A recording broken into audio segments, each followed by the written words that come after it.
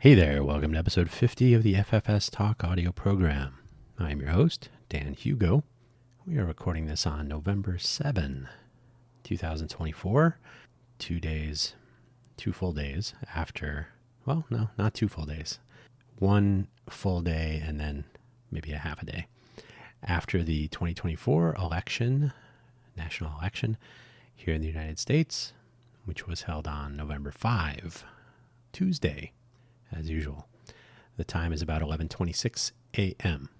here in lovely autumnal Las Vegas. If you're not familiar with what FFS means, it's an abbreviation of sorts for a commonly Irish expression. I'm sure others say it also. If you're not familiar with what FFS means, you need to meet more Irish people. It is an audio program focused on discussion, or more typically monologues, about what works, what does not, and what we might do about it. Essentially a critical examination, perhaps a discussion at some point, without overly, I will use the word politicizing as a small p, without becoming overly zealous in any particular position. It's really about, hopefully, some meaningful conversation, perhaps debate, but not necessarily argument. That's if we ever actually get guests as we approach the end of season 0, the first 1-year seasons for my media production projects. We'll see if we can enter season 1 with a nice collection of topics, occasionally people who are interested in these sorts of discussions, conversations, debates, might be interested in examining some previous work, some position statements of sorts. So anyone at any time could flip through the catalog of season 0, get a pretty decent idea of where at least one person stands, and then any of those topics, or pretty much anything else, is fodder for a future episode. So we'll see if we can start making that happen in season 1.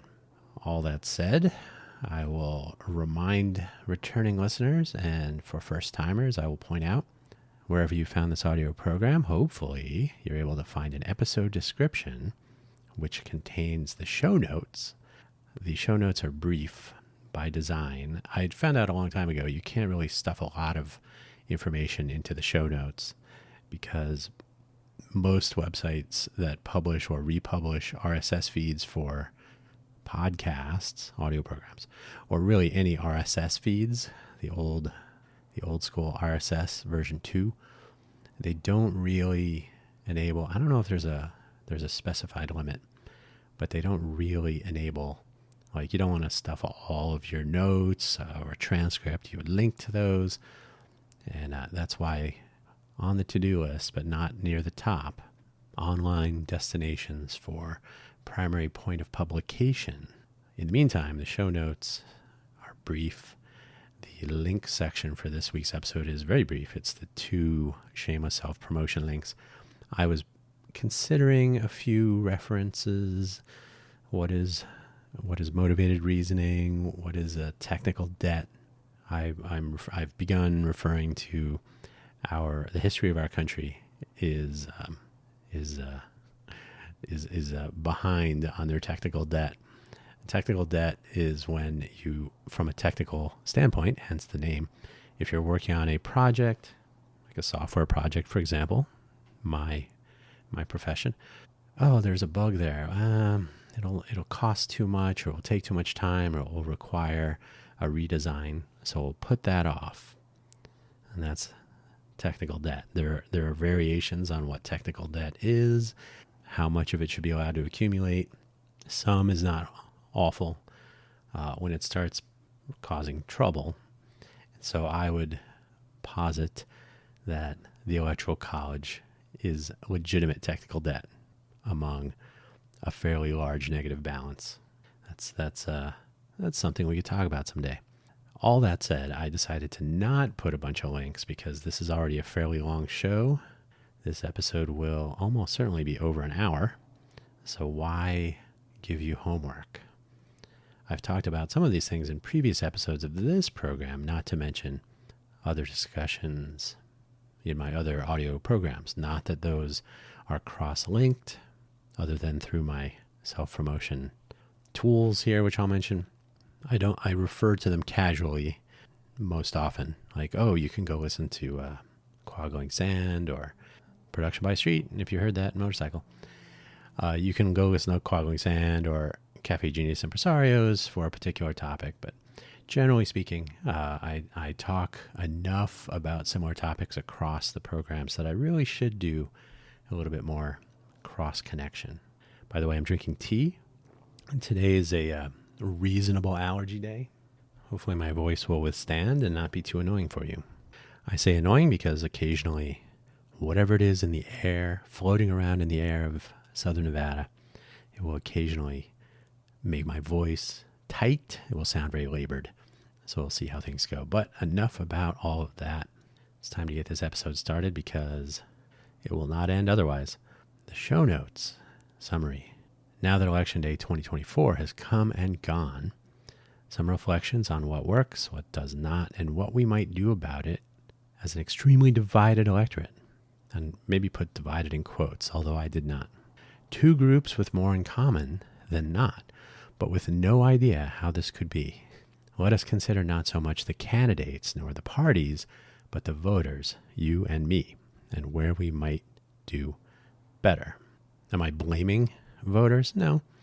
What I am suggesting, though, is that division has been encouraged, enabled. It has been fomented. A divided electorate is easier to manage and convince. And so some classic techniques. I also did not link to, say, Edward Bernays' propaganda or crystallizing public opinion books. Those would be interesting. For how to manipulate, literally manipulate public opinion for the purposes of, say, garnering more votes. All political parties do this, so it's not pointing a finger. It is more something that we, as the public, should be more aware of. And as I said, there really are more things in common between the so-called divided sides of our country, but we don't highlight those. That's not how you win elections, by talking about how we can all get along. Not until after our ideas like unity, sort of universal, which is unfortunate. The links for today's episode are the usual self-promotion, as I said.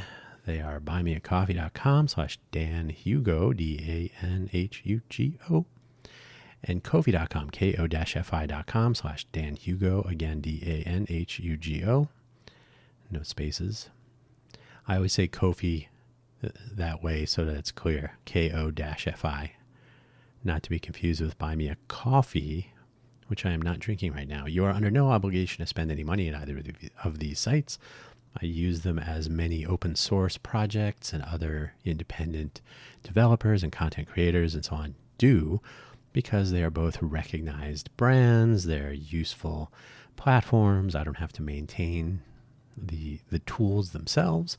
The profile page on Buy Me a Coffee contains links to my various audio programs, and there may be 2 more and possibly 3 more added, and we really need to talk about some video, like live streaming maybe, or video interviews. Just, hey, if we can get people to come on and have conversations about topics in a constructive way, that might be worth some video capture and publish.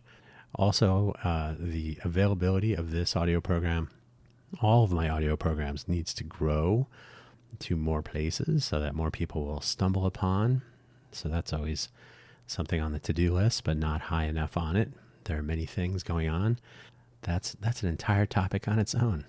So all that said, those are the links. Check them out. No obligation to spend any money, although my projects are all powered by coffee, ironically. I do have a list of some of my favorite coffee beans on the buymeacoffee.com/Dan Hugo profile.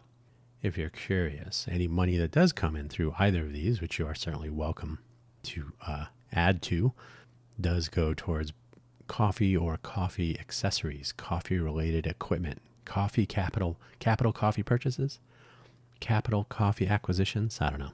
So this is going to be a long episode. We'll see what happens. I wrote a lot. I usually write a collection, a selection, a list of notes. I usually do sectioned notes. I try to have 3 bullet items per section, the rule of 3. And I will often read as I have written because I try to be detailed enough to remind myself what my point was, but I don't write out every single word. So you'll probably pick up on a difference between reading and riffing. But I do have I have opinions on this topic. I will I will point out that I am centrist. That is, recently I took a Pew poll on political ideology. It's too short to be really indicative, but I ended up right in the middle. I have some views that are left, some views that are right. If it were the 2-dimensional spectrum, I have some views that are actually up and some views that are down. So I end up in the center when you average. Averaging is not totally fair because it does filter out the fact that some things I consider to be liberal-leaning solution possibilities. Others are conservative-leaning and so on. So I am neither a Democrat nor a Republican. So, before we get started, I do want to say, if you did listen to last week's episode with about ballots and, what was it? Let me make sure I get that title correct. Ballots and polls. So I kind of went through the Southern Nevada, Clark County voting scheme, and I did sort of munge the ballot that we receive, that we cast our votes on, which is indeed like a large Scantron. Fill in the bubbles. It has registration marks on the edges. Excuse me. I suggested in last week's episode that when you arrive at a polling place, you can stick that ballot into a voting machine. That's not really the case. I don't know why I thought it was. That would make a lot of sense. If you get to a polling place, you can drop off your ballot, or you can go up to a voting machine. You get a little card, like a credit card. I didn't do the card this year, so I'm going to assume it's an ISO 7816 smart card or chip card. It may be something else, but you insert a plastic card, you cast your votes on a touchscreen. The touchscreen enables localization, which is nice. You can pick the language of choice. I did not note there, because I didn't actually use the machine, how many languages are supported. It should be able to support any. So we've solved that problem on the internets. So hopefully we don't pick like the top 3, Spanish, Tagalog being number 2 and number 3. Then you turn in the card. There is a paper record that is stored. I believe it's stored in the machine. Excuse me. And so for audit trails and whatnot. So there is a difference between dropping off a ballot or mailing it in versus using the voting machines. I think that's unfortunate. It probably would make counting votes, or I could fill in my votes ahead of time, arrive, insert my selections into the voting machine, go over them, get that paper record. My ballot would actually be in the stream in real time, but I would be able to fill it out before I arrived. For example, it is, like I said, it's Thursday morning, 2 days.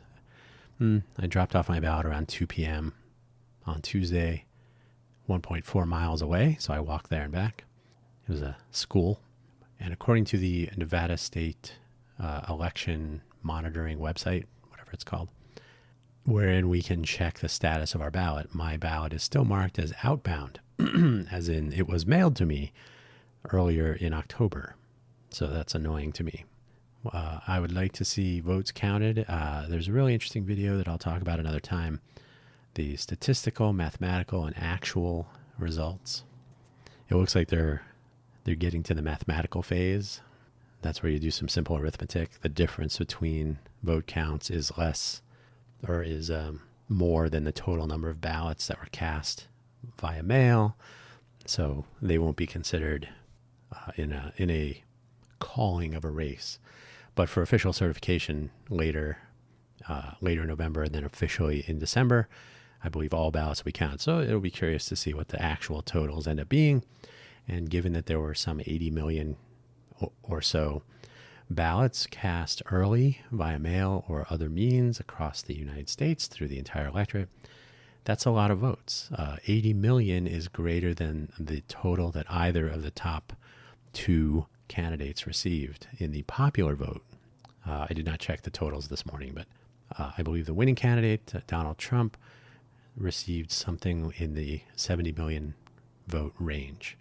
But either way, if 80 million votes were submitted remotely, early, mailed in, then they should be counted for the record, and they will be. Fingers crossed. So all that said, this is not an audio program about the candidates nor the political parties, but I do want to get the usual stuff out of our heads. So I'm going to touch on a few things from either party. I'm going to start with the Democrats since they came out second. Of all the people who lost the election, the Democrats came first. Thank you, Jerry Seinfeld. That was based on his Olympics winner's podium bit. Silver medal. Of all the people who lost, you came in first. Then I'll cover the Republicans, which is now really the MAGA party. And then I will talk about the other detritus. And then we'll have some reflections on the electorate. And really, it's not really about people so much as people in the process we have and what we should be asking for, demanding, requiring. So, okay then, Democrats. These are my opinions, but they're based on some, I will use the word research. I would not really call it research, but there's a lot of discussion in the air, obviously, over the last day and a half of what went wrong. There have been some interesting points raised. So some of these are mine. Some of them are based on some things that I'm hearing that really do make sense. So Biden, President Biden, was a one-term president. He said it up front. He was going to be a bridge president, transitional president, one term. He was going to save the day from Donald Trump. The DNC should have had this in mind the whole time, including candidate identification, planning, and so on. So really, they should have been looking for the candidate that would run against the opposition this year, starting in 2020. So that's arguably dereliction. They just didn't do it. They really should have. If they were thinking clearly, they should have at the moment, January 20th, should have been the beginning of a successor candidate search. If the president changed his mind, that should have been sorted out strongly before the primaries, as in 2022, depending, based on how the midterm election results were. Hey, Mr. President, what are your thoughts on 2024? And I'm not even going to get into his mental acuity and cognition and physical ability, ambulation. That's a little too much. But at some point, someone should have had a real conversation more than 3 months before the election.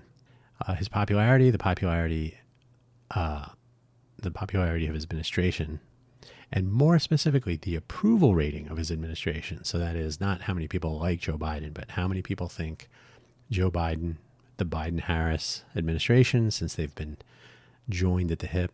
There's an overestimation, and I didn't really make a point of this, as we'll get to later.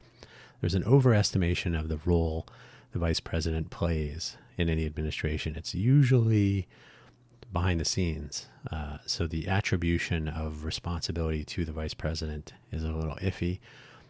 The newspaper said this. These are things that they could have been, the administration, could have been and probably should have been more transparent about if they really wanted to have a participatory vice president.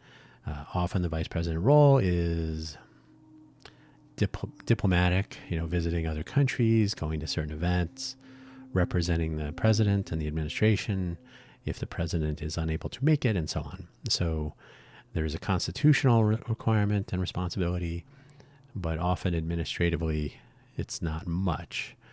I cannot remember. I think it was Eisenhower who was asked what are some of the accomplishments of your Vice President Nixon? And I believe his response was, well, give me a couple of days and I'll try to come up with something. Something to that effect. So kind of an open secret. So his administration, though, was not popular, and this makes re-election extremely difficult historically. So there really isn't a case to be made for strong re-election possibilities in the face of very low popularity or approval rating. So that should have been much more strongly underlined and highlighted in their discussions. Biden did not tout his progress and successes. This is a big, giant one, in my opinion.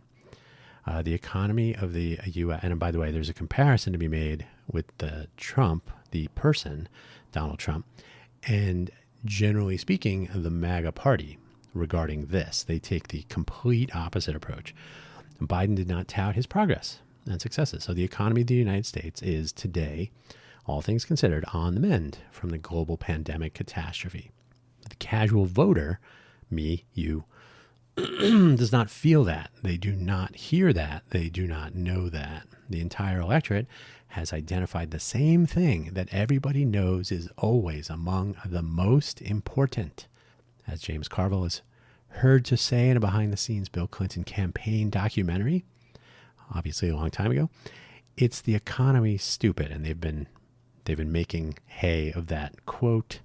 There are countless references to that quote. There's a recent documentary about Carville and that whole thing. James Carville has been on the podcast scene commenting in his usual way, and he had much to say after the fact come Wednesday morning. So it was interesting. He really, generally speaking, I think campaigns in general, not the Democrats in particular, but campaigns need to figure out how to listen to or hear or capture these inputs, which are valuable. Like, it's almost like somebody saying, "Hey, you're going to hit that car behind you when you're backing up somewhere." Like, "Hey, you could either choose to ignore them and hit the car and then go, or you can say, "Oh, that person has a different view, but they do know what they're talking about because they can see the car and I can't." So that's just a quick analogy I've just come up with. So there, and by the way, for as important as the economy is, and as even more important, so the economy, quote unquote, the economy is the label given, but it's really individual and family, household, business situations.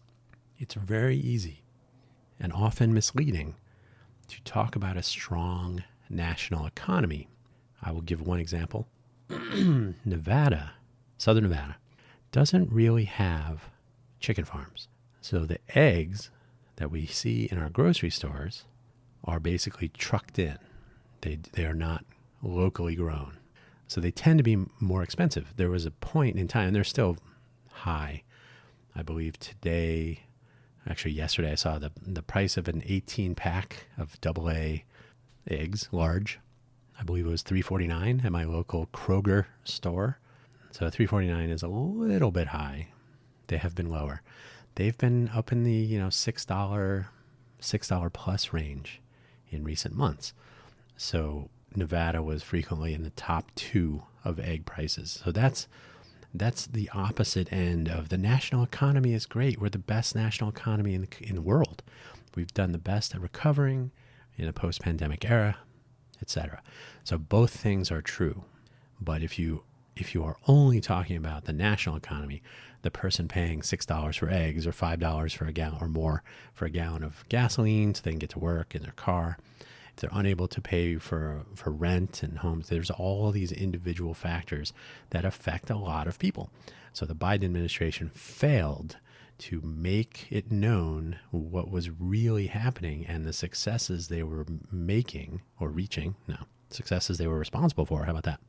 The successes they could claim as a result of executive actions, of legislation that they were able to support or drive, Inflation Reduction Act and so on. So probably from a historical standpoint, will be considered a major failure, that what could be considered economic progress and some success were essentially written off. And this is a public perception issue that was fomented by the opponent, by the MAGA party. So I find that interesting. I just find it interesting. I think it's profoundly noteworthy to not talk about one's accomplishments. I've frequently said there needs to be the return to the fireside chat, made famous by Franklin Delano Roosevelt during the war. Actually, I think it was, I didn't actually look this up. Did it start as a result of the war, America entering the war, World War II? Or did it start when he was talking about getting out of the Depression? Not sure, but it's applicable to both. And the fireside chat nowadays would be literally a direct communication from the top to the masses. And, that's been done. Real Donald Trump on Twitter was famously speaking directly to not only his fans, but his detractors. So this is word coming directly from the president to the people. Not a bad idea. I will also mention that for all of the talk about inflation, there was no mention of Lena Khan, specifically addressing grocery price gouging, for example. Right now, she's already been addressing the merger between Kroger and Albertsons, that it would be anti-competitive and that that would lead to price increases for consumers. So Lena Khan has been profoundly pro-consumer, which is unfortunately anti-donor class, anti-big business, anti-corporate profit. So she's been very unpopular. Even Mark Cuban was suggesting that Lena Khan should not continue into a potential Harris-Walz administration at the FTC, the Federal Trade Commission. So that doesn't appear to be an issue anymore.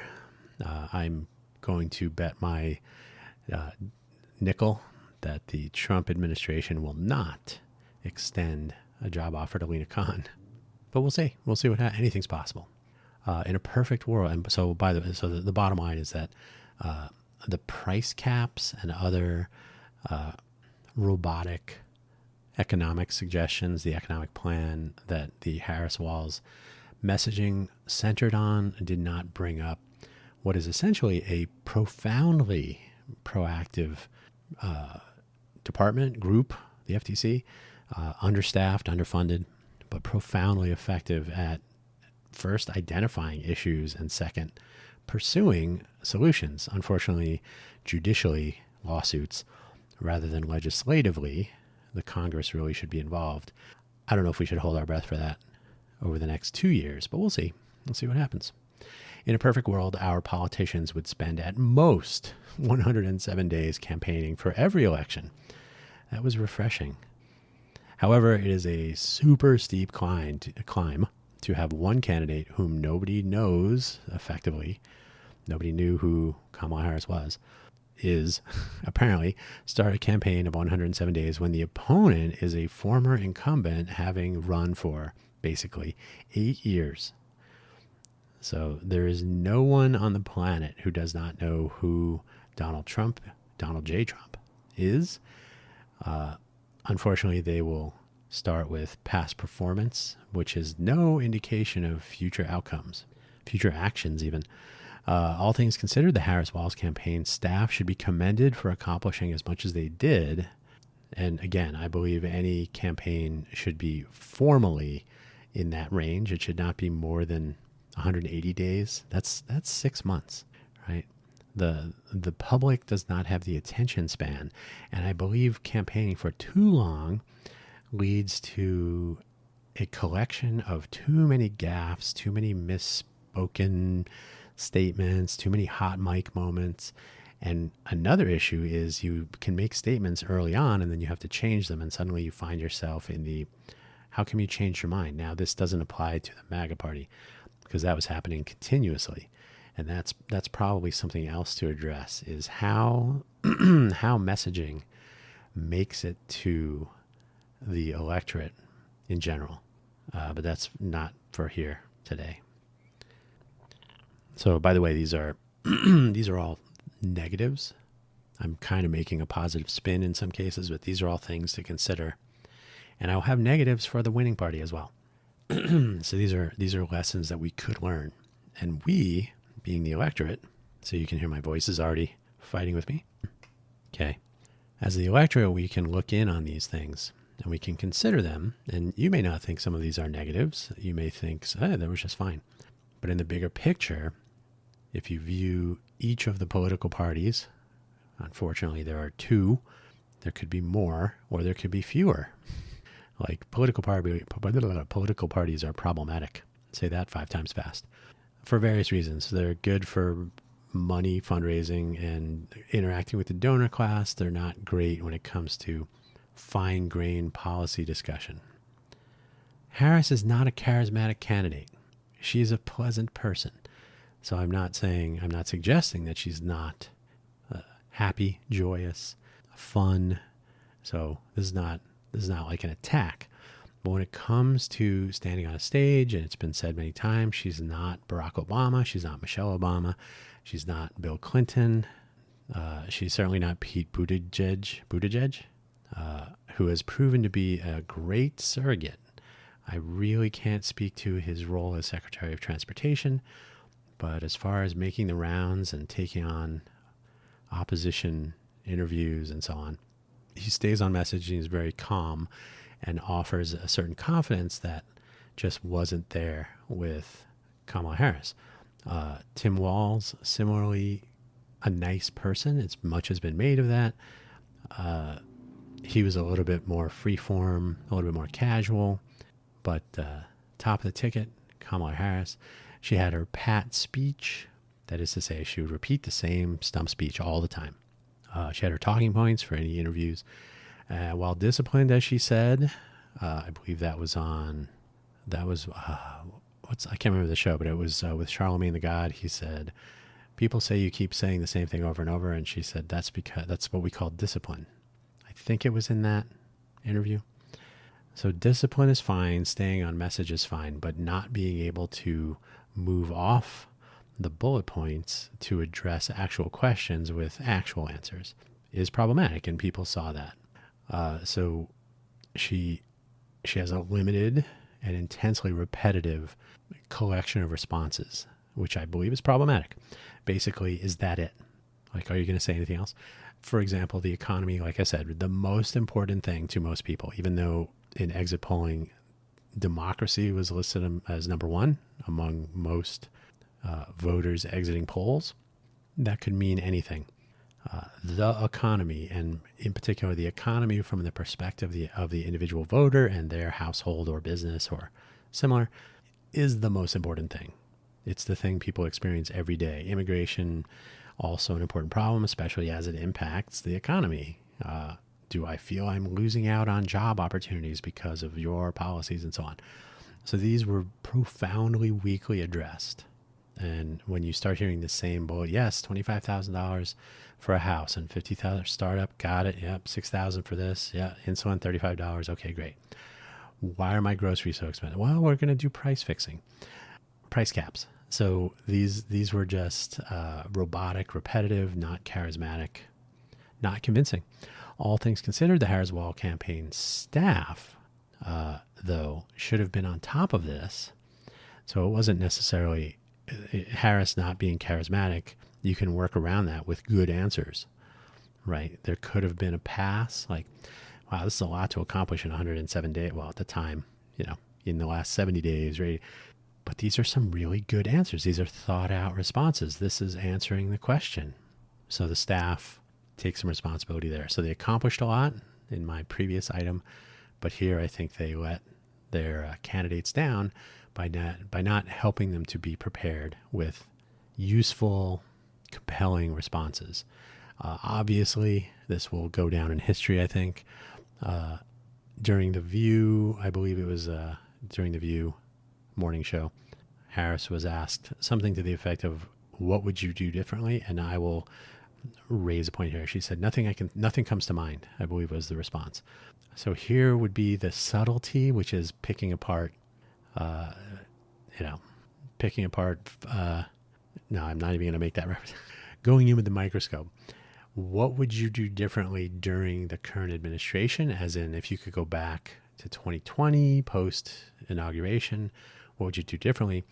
Versus what will you do differently in your administration should you win? Those are two different questions. I don't know which one was the intent and which one she was answering. Again, that's getting way too in too close into the question. But what would you do differently as vice president could have been, well, it's not really up to me. It's up to the president.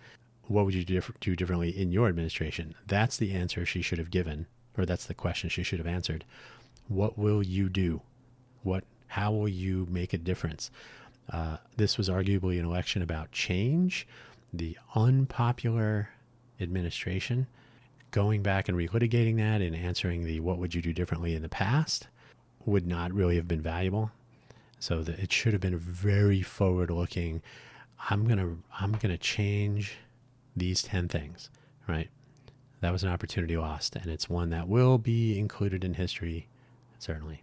So she did not differentiate her potential presidency from that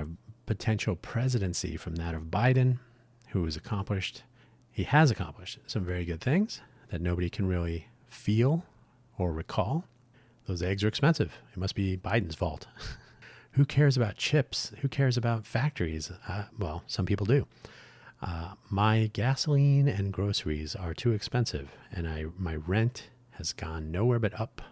It's a fundamental marketing and messaging problem, which I already mentioned. They didn't brag enough. And we have nothing but methodologies in place to reach people. Hire a TikTok content manager, hire a tweeter. The White House should have its own social network anyway. Mastodon, ActivityPub. Walls was not an awful pick for vice president. Some have denigrated the choice. They've suggested that Shapiro, I can't remember his first name, it's not Ben Shapiro, governor of Pennsylvania would have been a better choice. This was especially re-suggested as election day and polling data and so on were becoming more clear. She should have selected Governor Shapiro to get Pennsylvania. But the number of voices yelling that the vice president choice can make that happen, like vice president pick is you want to get a state that you want to flip or that you really want to have higher, raise confidence in. Selecting Walls didn't get her anything and so on. But there were an equal number of voices saying, but the vice president pick does not actually move the needle. It doesn't bring the state. It does not do what people think is presumed. You brought on a person from our state. Let's everybody get behind and vote for that person because you picked one person. That just is not how things go. And if we look at the actual results of this election, you can see that didn't really make a difference. Exit polling will almost certainly verify that over time or after action polling. So Tim Walz was and is a likable person. He has human flaws. He addressed many of them. They were still points of contention with their opponents. They didn't really last long, though. They really aimed directly at Kamala Harris. So Tim Walz, I have to say, for the first half of the 107 days, he was all over the place. Rock star. And I could not tell you the last time his name was really mentioned over the final 2 or 3 weeks. So he kind of disappeared. Same with Dougie.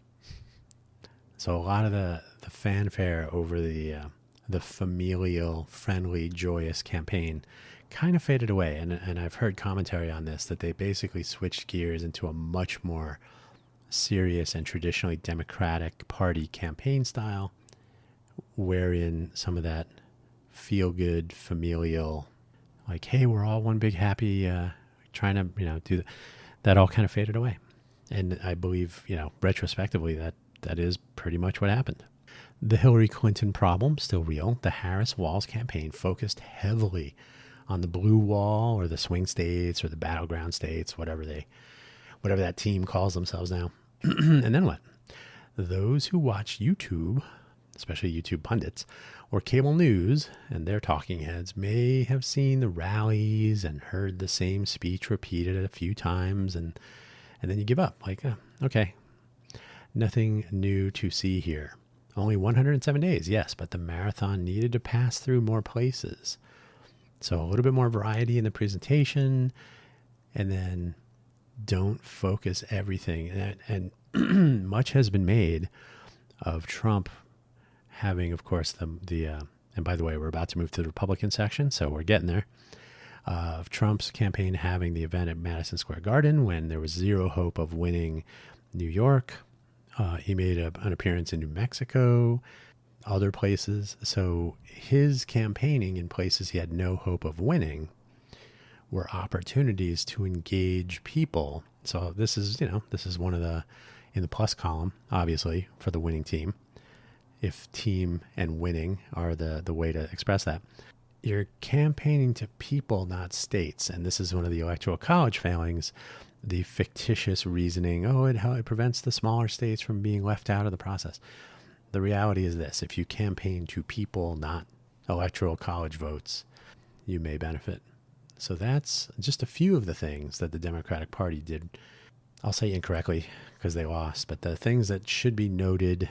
And as voters in the electorate, we should make our own notes and say, like, I would really rather my opponent or my favorite candidate have done things differently.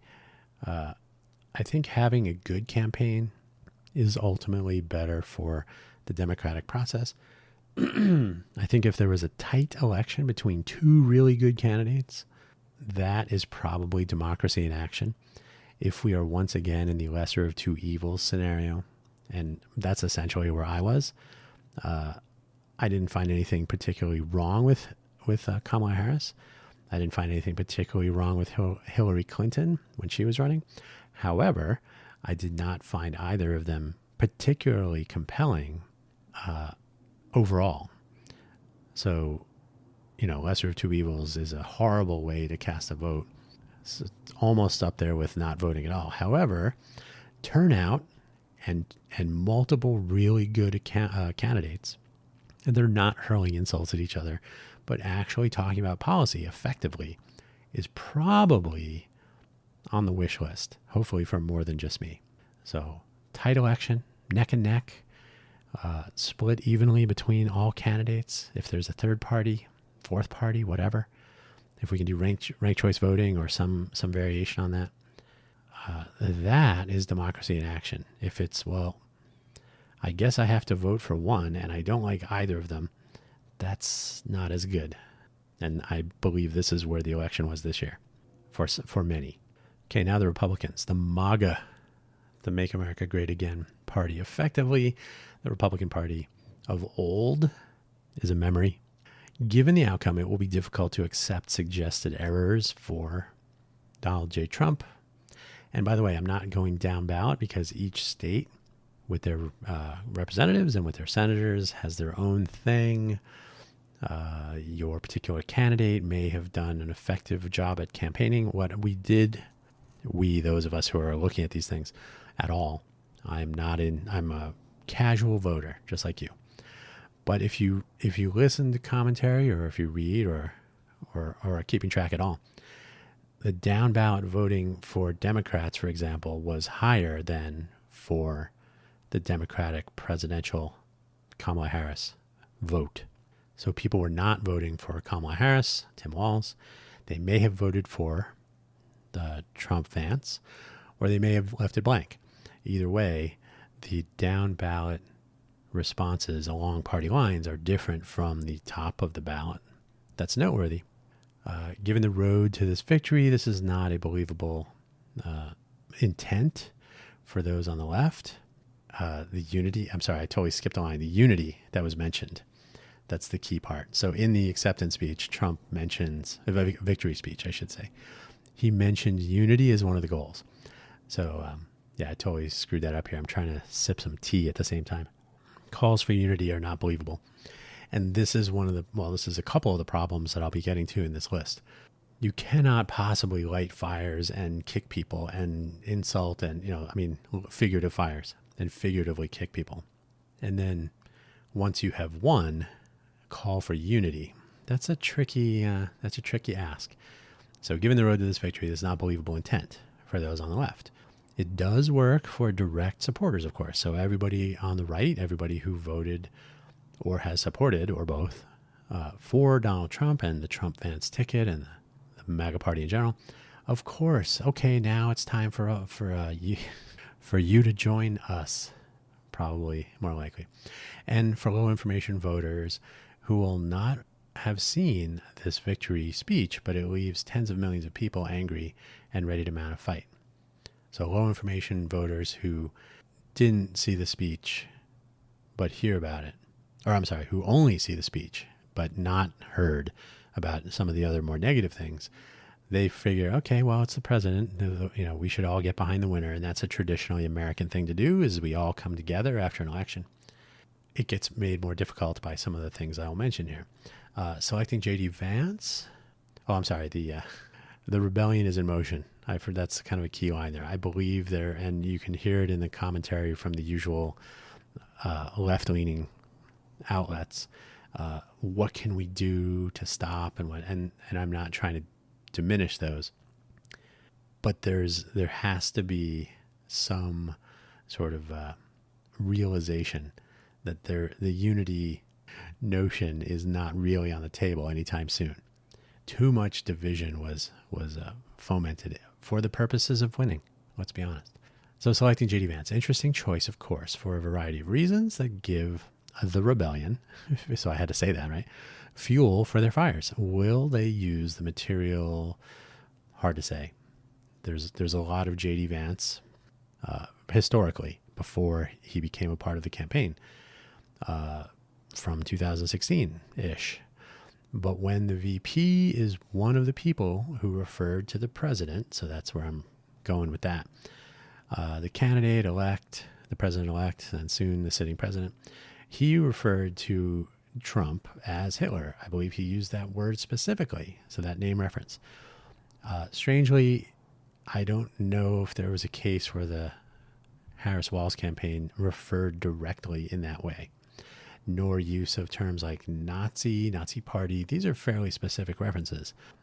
So when your vice president is one of the people who use that term, and it's harder to find any references of the presidential candidate or the vice presidential candidate in the opposition party using such language. There were accusations, but so it's something that will come back later, I believe, depending on how the next few years go. We'll say 4 optimistically, and we'll see what happens. Rally antics. And I don't really have much to say about J.D. Vance in general. I think he's just transactional and an opportunist. So we'll see. Most politicians are. So that's not really a personal attack. It's just an assessment of our politics. Rally antics, and I'll include the McDonald's stunt and the garbage truck stunt in there perhaps. They're just antics. They get coverage, which Trump has had no shortage of over the last 8 years. They get a laugh. Nothing is taken seriously anymore. So rally antics through the campaign were more and more gratuitous as time passed, perhaps culminating in the microphone antics that we need not go into here, but which will make appearances throughout the next 4+ years, right? Why would someone not replay over and over, make use of, for the sake of humor or worse, a video of Donald Trump doing with a microphone on a podium what he is on video doing? And it's straight on video. It's not like a cell phone video off to the side. This is actual press corps, straight on, full frame silliness. So that will make an appearance. I would definitely bet another nickel on that. So this and the threats of violence against individuals, groups, whole populations, these are or should be in the bank for later. These will all make an appearance. There are statements from the 2016 campaign that still come up, and various antics throughout the presidential term of the 45th Trump. So these I would not take your money for another nickel bet on this. These will all come back, and they should. The person representing our country for the purposes of geopolitical discussions and anything really should sort of behave like they want the job, not like they are. Well, anyway, coordinated campaign calumniation. I wanted to go for a C word. So that's lying. Was obviously noteworthy, but not condemned with context with any impact for the purposes of the election. History may remember the fabrications in the context of actions over the next years. That is to say, oh, during your campaign you said this, but you're actually doing that, or you insulted people for doing this, but you're doing the same thing, etc.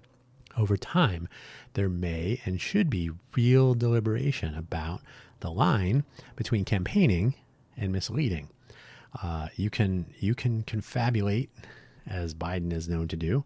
You can exaggerate, as most politicians do. You can misremember a date or a number.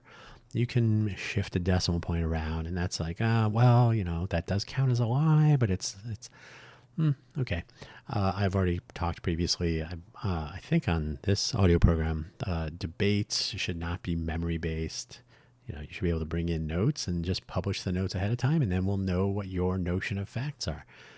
So that's a different thing. But when you, in a time of crisis, as was the case with Hurricane Helene, for example, if you're going to tell people that FEMA workers are the enemy, that they're trying to take your homes, and I've said this before, I'm a CERT volunteer, the Community Emergency Response Team, which is a FEMA program. So civilian first responders, if something goes down in your community, in your neighborhood, you will be there first because you're already there. So if you take the time to go through the program, they teach you all about how all of this works.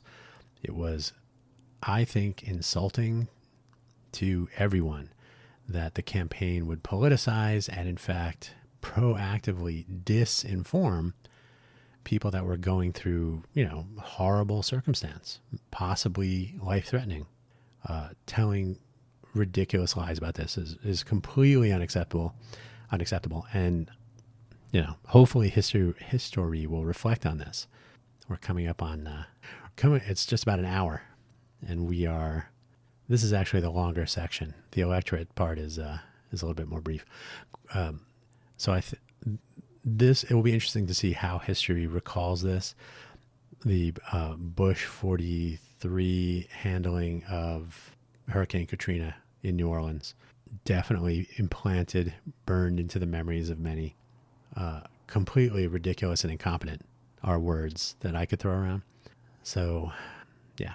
Project 2025 and Trump connections, direct and indirect, to its drivers, the people at the Heritage Foundation, authors of different parts of the Project 2025 book, or whatever form. I think it's available as an actual book, but the various parts of it, it's a long read. I'm from memory. I think it's 900 plus pages or something ridiculous. It was poorly used throughout the campaign on the left, but is once again in the bank for any actions taken resembling in any way the descriptions found in that tome. So Trump doesn't need to worry about running for a second term. So he's essentially a lame duck, unless there's a plan afoot to change those rules, which there most certainly is. And that will be one of the many opportunities for we told you with a page number in the plan. So one could argue, well, there's Agenda 47, and that's the actual plan for the 47th president, Trump, that he intends to follow. But just the notion that a document, the written down Project 2025 is problematic for the administration. It will provide fuel for the rebellion, if I can call back to that one, to say, look, you denied it. We have you on video between you performing certain hide your children's eyes acts on a microphone stand, and others, ridiculous. So I think that they've basically built up a collection, a whole library of evidence, if you like, that will come back. It's part of the history. So, and this is all, by the way, part of the big picture, which is the way campaigns are now, which I personally think is disappointing. And this applies to both sides. I think both sides could have done a much better job. I think if both sides had campaigned in such a way as, like I said, at the time of the election, of the casting of the ballots, there was a legitimate, given the closeness of the polls, like, these candidates differ, but I would not be unhappy if either of them won. You heard this a lot throughout this campaign. Well, if it was Mitt Romney or even Nikki Haley, right? And I found myself saying like, Nikki Haley is not my ideal candidate, but if she had gone through and come out of the primary process a little bit stronger and would, if there was actual real primary counter to the Trump candidacy, I think I would have had a personally better impression of I don't know if that would be the Republican Party at that point, if they had gone with Nikki Haley instead of a more radical or extremist or chaotic campaign and candidate as they did. So there you go. We told you. So that just the association with Project 2025, not used effectively, somewhat effectively, but not used effectively during the campaign. It will be interesting to see how references are used starting now. Even Agenda 47 on the Trump campaign website. I don't know if it's still there. I didn't check, but it's not great. And while Trump did refer to this collection now and then, it will remain in the history books for now. Reference to Project 2025 will almost certainly appear in headlines over the next 4+ years, and this may linger for other MAGA candidates. So this is not only for the Trump administration, but for members of the Senate and the House, and who knows what will come from what will almost certainly be 2 or even 3 nominations of Supreme Court justices during this administration. Crazy. The written work in Project 2025 will pale in comparison to video clips from the now infamous Madison Square Garden rally, which was already a historical reference to the American Nazi Party gatherings in 1939, and which included explicit fascistic, anti-Semitic, and nationalistic rhetoric by various Trump supporters on stage. While Trump may claim ignorance of any given presenter, most notably of Tony Hinchcliffe, who's that? I don't know who that is. With regret to the roast bits about Puerto Rico, and there was more. They made a big thing of the Puerto Rico as an island of garbage. There was a lot more material there that was also not. He's a roast comedian, not an opening act for a political.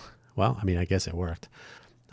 These will come back as corresponding actions are taken. So there will always be references possible. And this is, and again, I'm going through campaign negatives.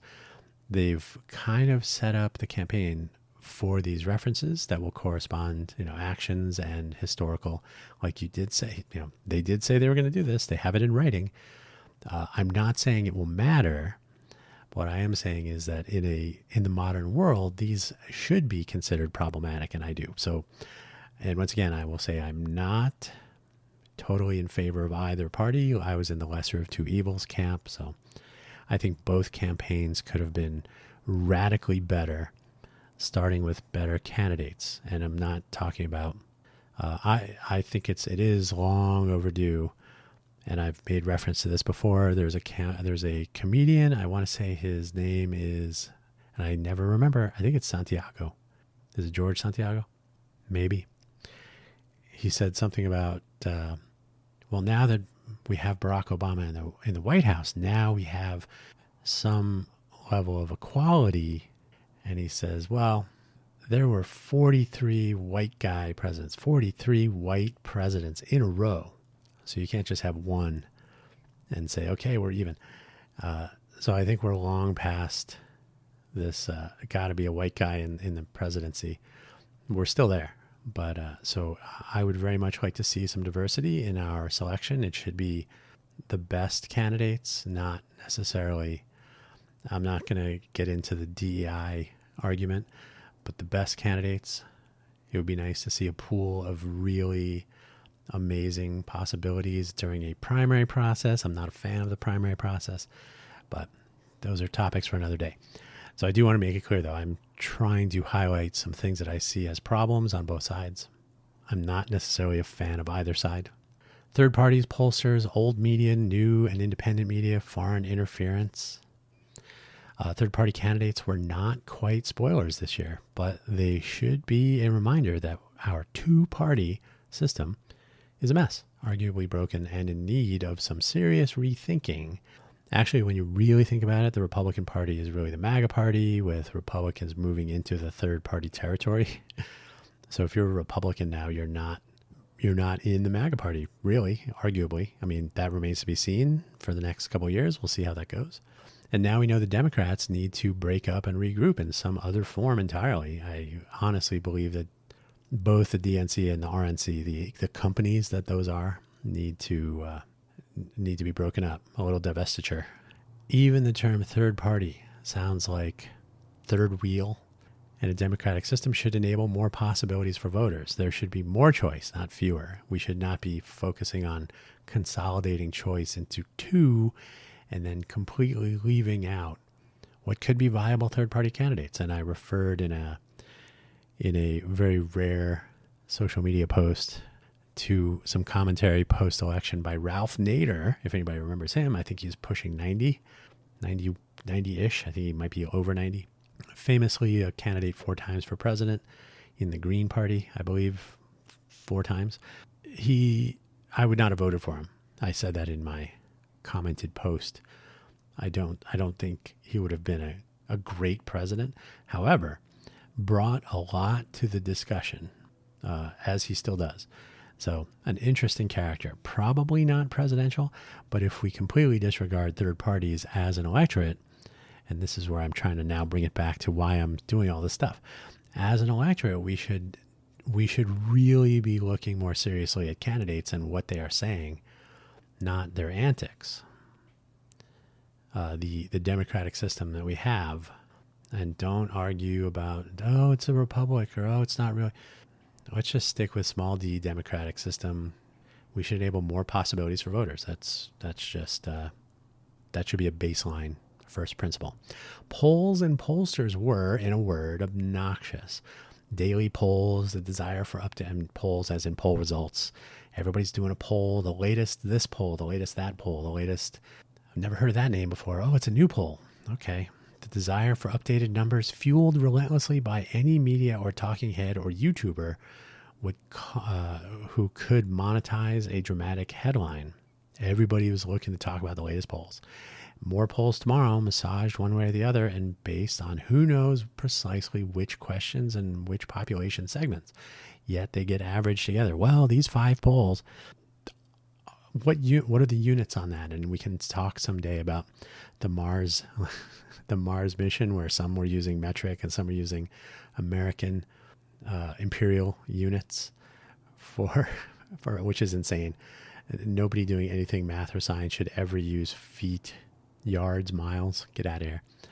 And that's why the lander crashed, the Mars probe or lander, whatever they called it. So having inconsistent units, you can't just add them together and say, oh, well, if we add these and average them, come on. The numbers, the graphs, the deltas, and this was the drug we all wanted, and they were pumping it into all limbs all the time. Who's going to win? Who's going to win? Who's up? Who's down? If you really want to do that, you should just watch the stock market and invest in it and see what happens. Old media, from newspapers to local news reporting to the old networks to the newer 24-hour cable news, and I say newer because they're, 30 years old? No, a little bit older, I guess. CNN is obviously much older. The 24-hour news, cable news channels, now, of course, online mostly, all aligned with one side or the other to a lesser extent, and let it. Now, there's media on both sides politically. They definitely lean into a supported candidate. It's almost comical at this point. I believe there is one, from a cable news standpoint, there is more representation on one side, but there is louder representation on the other. So they're probably almost equal. Who knows? And they let it rip, except there really was an objective double standard that will, one might hope, become a real topic of discussion for news coverage into the future. There was too much here to ponder, so let's just say the old media needs a lot of objective examination and then a lot more. So this is just classic, and the New York Times, the Washington Post, the LA Times, so classic newspapers, new cable news outlets, newer online versions of cable news outlets. These are platforms that chose to go the traffic route versus the truth route, if I might editorialize. So getting clicks means reporting on the stuff that people wanted, not necessarily on what the people needed to hear, what the electorate needed to know and understand. So this is my subjective opinion that old media coverage was disappointing. And it has been for 20 years. New media like the YouTube news-like channels and independent media producers sitting in front of a webcam behaving as though they are reporting on news, but they're really just meta reporting. They're just regurgitating other YouTubers or other Twitch streams or other YouTube clips. So they're not really reporting, they're commenting. They operate without ethical presumption that one might hope for with actual journalists, though we may not actually find it there either. There are a few investigative journalists still around. They're probably hiding. Smaller players in the space can make a name and build an audience with monetizable content in search of clicks, views, likes, and shares. And they say that through, don't forget to like and share. Could this possibly be a healthy, effective, and honest way to inform the electorate? Here you're just feeding your audience. So this is something that comes up quite often. It's the dopamine hit, the confirmation bias, feeling as though you're in the know. Ooh, I know something that the other side doesn't know. I'm being fed this confirmation of my presumptions. My motivated reasoning is on full. My gauge shows but we can fit it. We can fit more. I find this dramatically problematic. Was there foreign interference? Probably. There are too many ways to influence public opinion domestically. Why would foreign actors not engage in this? And why would they not leverage all tools in the new AI space to cover as much of the social media terrain as possible? So here you can assume. Now, was it effective? That's a different question. But were there foreign actors, as we could say? Was there automated and actual individual human effort to sway public opinion, to foment controversy, to implant in the public consciousness some ideas that would influence eventual voter outcomes? We should assume yes. It may be no, but we should assume yes. So all that said, at 1 hour and 14 minutes in, that will appear less. So if you look at the time elapsed when you're listening to this, I truncate silence. So hopefully pregnant pauses and whatnot will bring this down. But we're still, we're over 1 hour territory. All that said, let us reflect on us. That's you, me, we, the voters. First, for all practical purposes, the electorate is entirely not interested in tracking daily sound bites and gaffes and poll number variations in the 0.1% range and the myriad of possibilities as rabid reporting about paths to victory are repeated as though we are memorizing song lyrics. We don't care. We really don't. Not anything more than day before, day of. To have national poll reporting more than 2, 3, maybe 4 weeks. Obviously, campaigns need to know this. That's operational information. But does it really matter? In fact, is it really healthy or is it good? It just becomes more team building, tribal division. We will almost certainly pick up on some of the highlights now and then from our favorite news outlets, providing us our confirmation bias dopamine hits, so that we are sure that our candidate is the best one. And anyone who would support the other candidate clearly has problems, or worse. Maybe they are developmentally disabled. That was brought up by one of the campaigns regarding their opponents. And unfortunately, comments were made about supporters, and there's controversy over apostrophes and so on. Vitriol has no place in a professional political environment. It's a real shame, in my opinion. We make our voting decisions on our own bases, often around household and or business economics. There are other concerns, but the economy is something that each and every one of us feels every day. Taxes, geopolitics, especially wars, specific issues like immigration and border protection, and more will each vary for each voter in importance and how we rank them as a selection factor. The question is, how informed are each of us when it comes to examining each of our concerns? That is to say, the economy is bad. The economy is bad for me. Why is that? And I told you the egg thing earlier.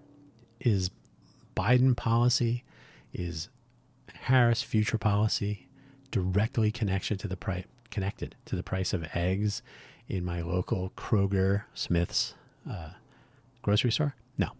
There are very specific considerations regarding why are fuel prices where they are in my region. They vary wildly in different regions. Why are eggs so expensive? Why are we getting such a good deal on milk? Or maybe we aren't. I honestly don't really purchase milk, so I don't know. But the bottom line is our interpretation of our situation without any examination. If we just simply listen to our favorite news outlets and YouTube commenters and podcasters and so on, we develop a sense that, yeah, what I'm thinking is correct, but we don't really know why. So we are now not well informed as we make our voting decisions. So we are low information voters. We're listening to the stories. We aren't examining the details. And this is a human thing. I'm not trying to insult anybody. I'm just saying, think about it. Of, by, for, lest we forget. It's in the documents. Politicians will often refer to this when it suits them. Our government of the people, by the people, for the people. So we are supposed to be hiring the president and some very, our representatives and so on in our republic. So it's ours, our republic, if we can keep it. If I may paraphrase Benjamin Franklin from way back when. In early December, when the official numbers are certified, so early December 2024, we will learn real numbers for total voter registration and actual ballot submissions. That is to say, how many people could have voted and how many people actually did. How many stayed home? Stayed on the couch, I think is the way they express it now. Kamala or couch. Very clearly, people who are interested in participating in the civic process, and it is anyone's right to stay home, so I'm not trying to denigrate anyone who did that. Even to not be a registered voter, you don't have to register to vote. That is your right, for now. Should have some idea what is going on. Fun fact, a license to operate a motor vehicle is not a right guaranteed in a constitution anywhere that I know of. I could be wrong.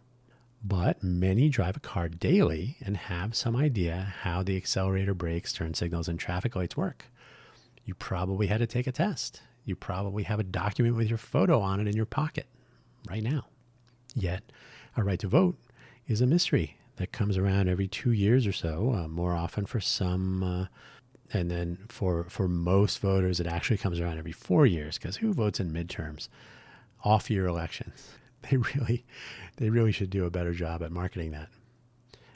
The most important midterm off-season election.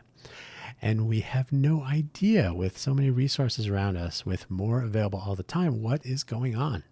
If you are someone who studied for your driver's license test at the DMV in line for taking the test, I'm right there with you. But here's the deal. You did have to take a test, and so you did have to go through that book at least once. We could and should demand more regardless of our party affiliation.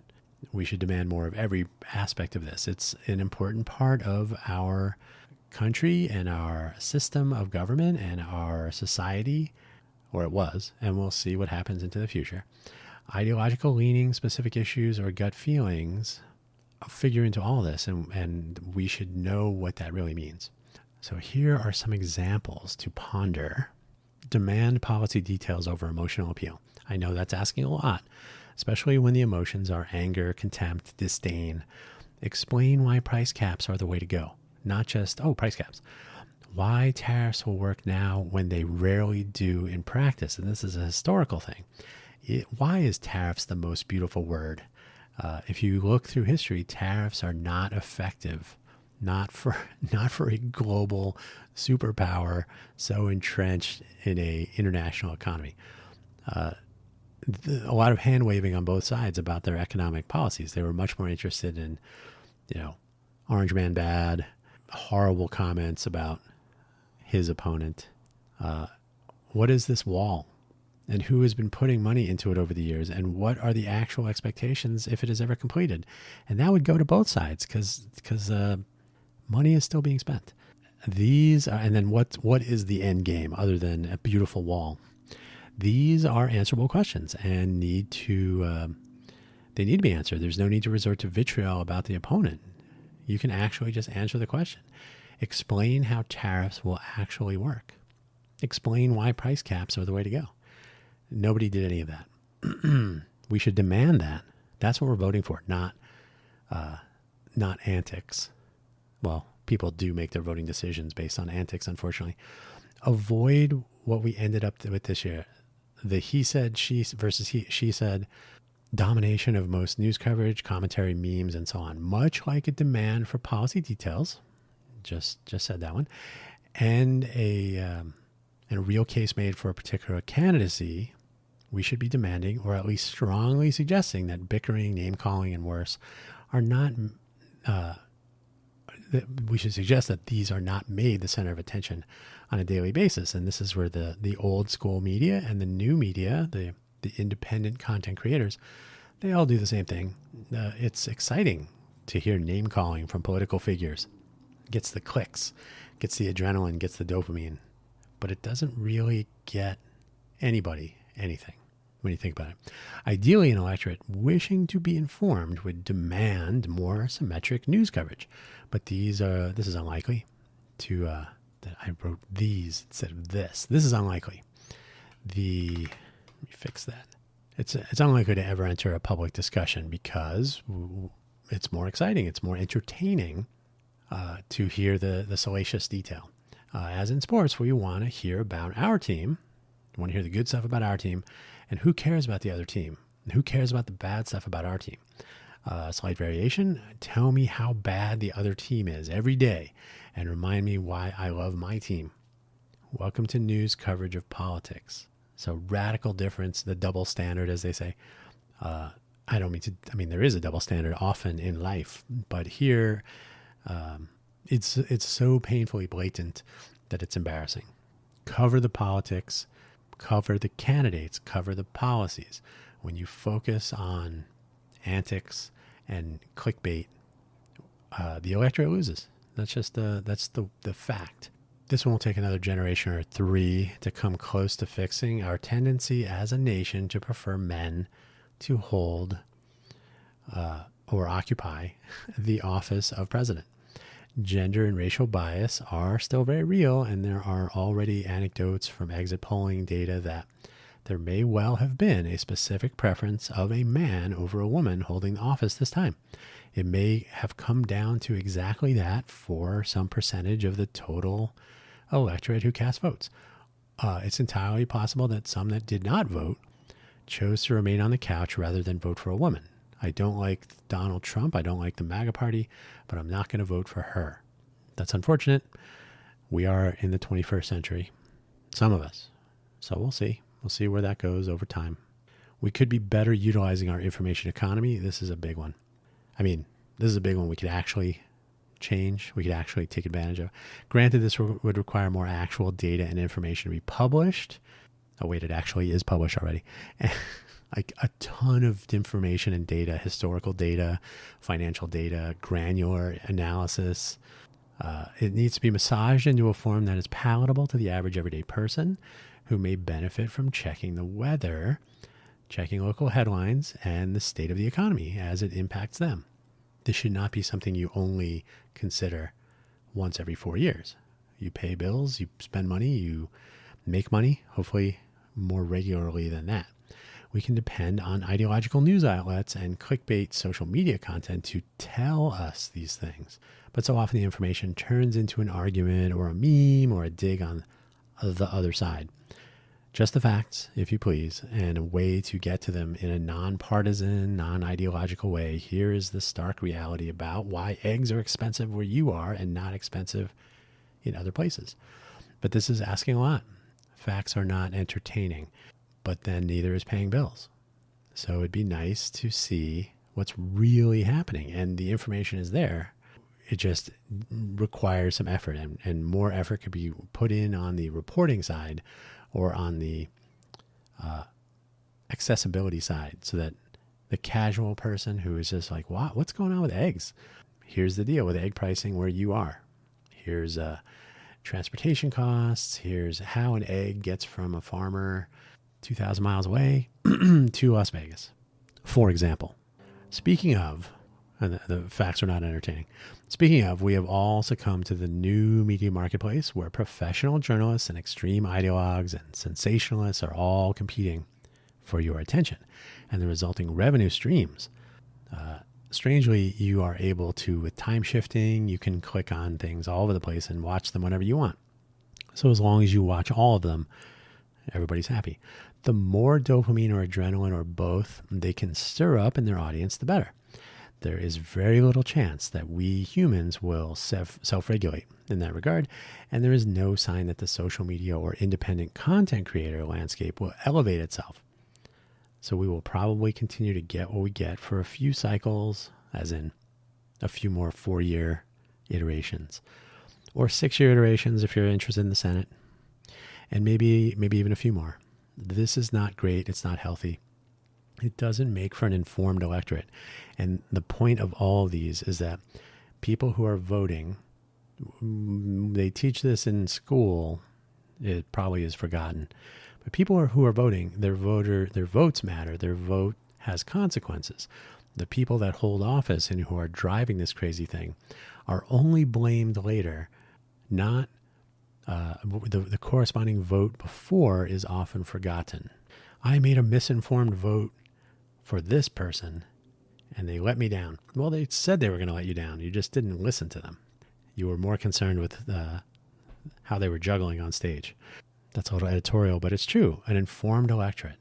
People should know what's going on so they know what they're voting for. We haven't even gotten to the fact that there really is no job description for the presidency. That's another episode for another time. One more section, we're done. My tea is cold. Division. Division is where it's at, and this is where we're going to end it. This is where we're going to divide this episode between this one and the next one. Division is where it's at. If we allow, even encourage the sports mentality, which may be just fine for supporting one's own team against all others. So I'm not saying that itself is problematic. Unless the Dodgers win and they trash LA, which continues to be the most ridiculous, like you're burning down your own neighborhoods, sports fans, but which really has no place in our modern society in general. We will continue to be played like fiddles by the respective political parties who just want to stir things up.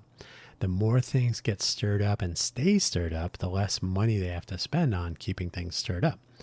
This is almost impossible to consider in the near term, but at some point we need to remember that we are all in the same boat for the most part, so that poking holes into the other side of the hull is going to sink the whole thing eventually. You don't really help yourself by trying to damage the other side of the boat. If you find yourself at a familial gathering and you hear expressions like, well, your candidate, or, oh, but what about the whataboutism trope, or maybe just plain, I don't want to talk to you because you're not in our party, you're not supporting our candidate, my candidate, with an inappropriate party or candidate related slur in there, right? I don't want to talk to you because you are this, because your candidate called me that. You could consider asking yourself if making political preferences about tribalism rather than policies is healthy. Dividing families, friends, communities, this is how to make campaigns about emotional appeal and that tribalism rather than concrete policy commitments. Guess what? It's the policy commitments that matter. It's the ones that will have substantial impact to varying degrees in daily lives at scale. Even then, claiming there will be tariffs, claiming there will be price caps, please explain those individual candidates. They hand wave it away. Will those things actually be enacted? Well, price caps would not really work. There's more to it than it's not inflation, it's price gouging. Price caps are artificial correction. That they would, no, they're just about it. Tariffs. It's gonna be inflationary. Obviously, it has drastic effects on global trade in general. If you look through history, that's how America used to fund itself before the income tax. So tariffs on imports. But if you're a new country and you don't have an established way of having a GDP, then you have to import a lot of stuff, and then you may as well tax those things. But it's important to realize that tariffs are taxes. Some people will say it's not really a tax. Tariffs are paid by the importing side. So the people that were buying products imported from France, England, Great Britain, they were essentially paying a VAT tax. They were paying to the government for the products they were buying that were imported from other places. So both sides should be able to explain this, because later, when one of them is actually in the job role and they can't do those things, they can say, well, remember I explained that this, and this was the condition where we would apply this, and this is not what's happening. There is no such memory. There is no such presentation. There is no such discussion. Why promise to accomplish anything when candidates can call each other or names? They can call each other or supporters or each other names. Sorry, I got ahead of myself there. So why provide informed, educated detail when you can just call somebody a name and have those supporters do the same? Of course, you got to have your fans and followers insulting everybody on your behalf. If we are poking holes in into the hull of the other side of our own boat, and if candidates can claim that they are the problem, it's not me, it's my opponent, it's their supporters. Elections really become about fan service, just like the movies, keeping it us versus them rather than we, moving onward and upward. We can do better, and we should. We must. So this is commentary obviously on the candidates and parties and news outlets and so on. But really it comes down to the vast majority of people, the electorate, that's us. We are in the majority, we as a collection, not along ideological lines, but simply put, people of voting age is it 170 million? Maybe it's 200 million or so. Population of the United States, approximately 336 million. So people of legal voting age who are citizens, natural born or otherwise, who have the legal right to vote. Some fraction of them are registered to vote, and then they divide up from there into political affiliation parties and so on. But our numbers are greater. We are supposed to have, it's right in there. It's right in the documents that created this country. Of, by, for the people. That's us. There are many more people than politicians.